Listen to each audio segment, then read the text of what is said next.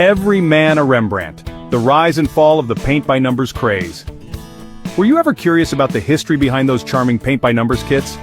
Well, let's dive into the fascinating story of how these kits became a cultural icon.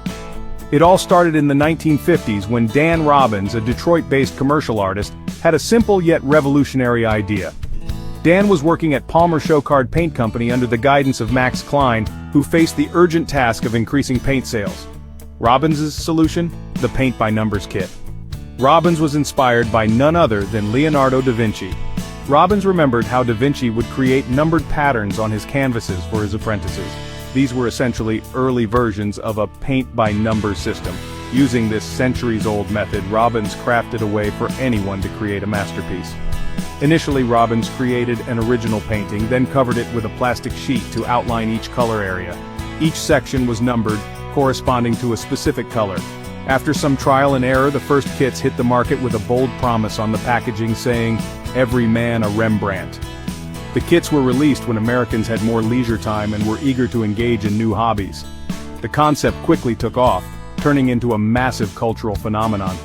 The first kit, called Abstract No. 1, was a nod to the abstract expressionists of the time. Though it didn't catch on commercially, Robbins and his team pivoted to landscapes and portraits, which the public adored. The company, renamed Craftmaster, exploded in growth.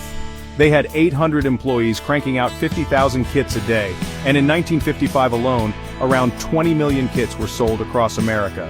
These kits weren't just popular among the public, they even made their way into the White House, where a gallery of paint-by-number pieces created by administration officials was curated. However, success was a double-edged sword. Craftmaster couldn't keep up with the overwhelming demand and eventually went bankrupt. Despite this, their legacy lived on, paving the way for numerous companies to continue the paint-by-numbers tradition. Thanks for joining us today. Until next time, keep painting and keep exploring.